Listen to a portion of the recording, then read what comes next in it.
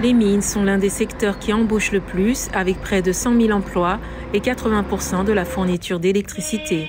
Mais l'avenir de cette industrie excessive en émissions de carbone est menacé. Je pense qu'au cours de notre vie, il ne sera pas possible de s'éloigner totalement du charbon. Je ne pense pas. Je pense que nous avons besoin de mettre en place un double système charbon et énergie verte, ce qui augmentera la capacité parce que ce que nous avons vu, c'est que nous manquons de capacité avec le niveau de délaissage que nous avons. De plus, avec les réserves qui sont encore dans le pays, il y a encore beaucoup de réserves qui ont besoin d'être extraites et ensuite brûlées pour l'électricité. Je pense qu'une double approche sera plus efficace que de couper totalement le charbon.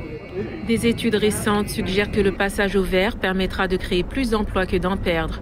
Mais cela ne se fera pas sans douleur. Les syndicats sud-africains s'inquiètent que les pertes d'emplois ne soient pas compensées par des embauches dans le renouvelable. Le chômage dépasse déjà les 30% dans le pays. C'est triste parce qu'il y a beaucoup de mines et elles emploient beaucoup de gens.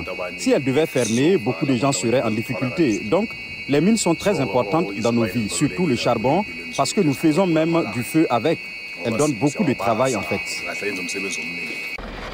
Pourtant, les choses commencent à changer. La société Seriti, l'opérateur de Kutala, a récemment créé une branche énergie verte pour s'investir dans l'éolienne et le solaire. La démarche est saluée par Isaac Maoumapelo, qui est dans l'exploitation minière à ciel ouvert. À ce stade, nous sommes conscients que Seriti Green a été créé il y a quelques mois et nous soutenons cette initiative car nous devons diversifier notre organisation en fonction de ce qui pourrait arriver dans un avenir proche pour nous aligner sur les normes internationales. L'Union européenne est sur le point d'adopter une taxe carbone sur les importations, une mesure qui pourrait frapper durement des économies comme celle de l'Afrique du Sud, un geste perçu avec hostilité par certains.